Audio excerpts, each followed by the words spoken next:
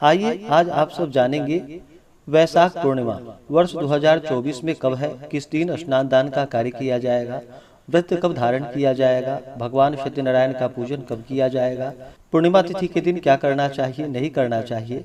तो आइए जानते हैं इन सबों के बारे में। हिंदू धर्म में पूर्णिमा तिथि का बड़ा ही विशेष महत्व माना गया है। पूर्णिमा तिथि के दिन गंगा स्नान करना, दान पुण्यों का कार्य करना, भगवान शिव का, भगवान विष्णु, माता लक्ष्मी का पूजन करना, भगवान सत्यनारायण का पूजन करना और पूर्णिमा के दिन व्रत धारण किया जाता है, जिसमें कि दिन भर उपवास रहते हुए शाम को चंद्रोदय होने पर चंद्र देवता को अर्घ्य प्रदान करने के बाद यह व्रत पूर्ण माना जाता है। हिंदू धर्म में प्रत्येक तिथि का अपना विशेष महत्व माना गया है। इसी प्रकार से वैशाख पूर्णिमा का अपना विशेष महत्व है। वैशाख पूर्णिमा के दिन, जो कि धर्मराज व्रत, सत्य विनायक पूर्णिमा एवं बुद्ध पूर्णिमा के नाम से इस दिन को जाना जाता है। इस दिन भगवान बुद्ध का जो कि निर्वाण हुआ था, इस दिन को बुद्ध जयंती के रूप में जाना जाता है। वैशाख पूर्णिमा तिथि के दिन, जो कि धर्मराज की पूजा करने का विधान है, इस दिन जल से भरा नया घड़ा दान करने से स्वर्ण कलश दान करने के समान पुण्य फलों की प्राप्ति होती है। इस व्रत से धर्मराज की प्रसन्नता प्राप्त होती है और अकाल मृत्यु का भय नहीं होता। भगवान श्री कृष्ण ने अपने मित्र सुदामा को यही सत्य विनायक व्रत करने का विधान बताया था, जिसके प्रभाव से सुदामा की दरिद्रता दूर होकर वह अत्यंत वैभवशाली हो गए थे। तो आइए जानते हैं वैशाख पूर्णिमा तिथि के शुभ मुहूर्त के बारे में। पूर्णिमा तिथि प्रारंभ समय, जो कि 22 मई 2024 दिन बुधवार शाम 6:49 और पूर्णिमा तिथि की जो समाप्ति है वह 23 मई 2024 दिन गुरुवार को शाम 7:23 पे पूर्णिमा तिथि की समाप्ति है। तो इस दिन स्नान दान और व्रत की पूर्णिमा दोनों एक ही दिन होगा। वह 23 मई को धारण किया जाएगा। 23 मई को सूर्योदय का जो समय है वह समय सुबह 5:10 और सूर्यास्त शाम 6:39।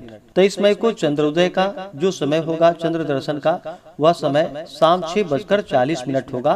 तो आप इस समय के बाद जो कि चंद्रमा को अर्घ्य प्रदान करके व्रत को पूर्ण कर सकते हैं।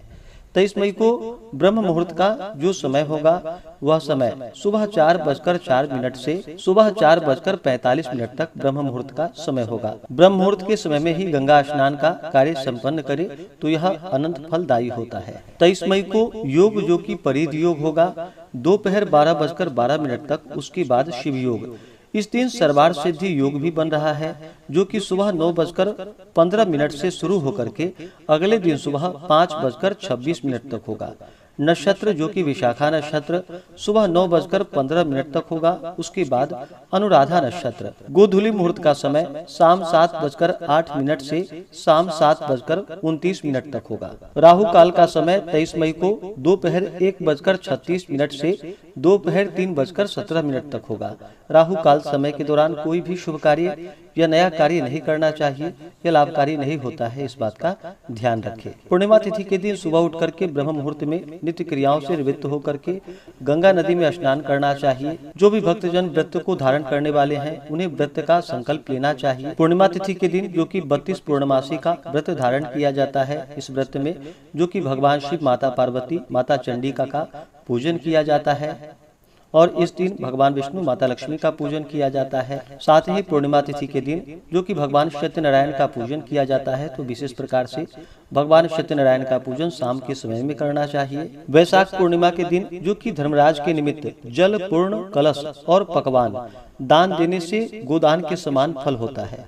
यदि 5 या 7 ब्राह्मणों को शर्करा सहित तिल दे तो सब पापों का क्षय हो जाता है। इस दिन शुद्ध भूमि पर तिल फैलाकर उस पर पूंछ और सींगों सहित काले मृग का चर्म बिछावे और उस पर सब प्रकार के वस्त्रों सहित दान करे तो अनंत फल होता है। यदि तिलों के जल से स्नान करके घी, चीनी और तिलों से भरा हुआ पात्र विष्णु भगवान को निवेदित करके उन्हीं से अग्नि में आहुति दे अथवा तिल और शहद का दान करे, तिल के तेल का दीपक जलावे, जल और तिलों का तर्पण करे अथवा गंगा नदी आदि में स्नान करे तो सब पापों से निवृत्त हो जाते हैं। यदि इस दिन एक समय भोजन करके पूर्णिमा, चंद्रमा अथवा सत्यनारायण का व्रत करे तो सब प्रकार के सुख, संपदा और श्रेय की प्राप्ति होती है। वैशाख पूर्णिमा तिथि के दिन जो कि शुद्ध और सात्विकता का पालन करना चाहिए। इस दिन ब्रह्मचर्य का पालन करना चाहिए। तामसिक वस्तुओं का, नशीले पदार्थों का सेवन नहीं करना चाहिए। इस दिन ब्राह्मणों को भोजन करवाना चाहिए। ब्राह्मणों को दान दक्षिणा देनी चाहिए।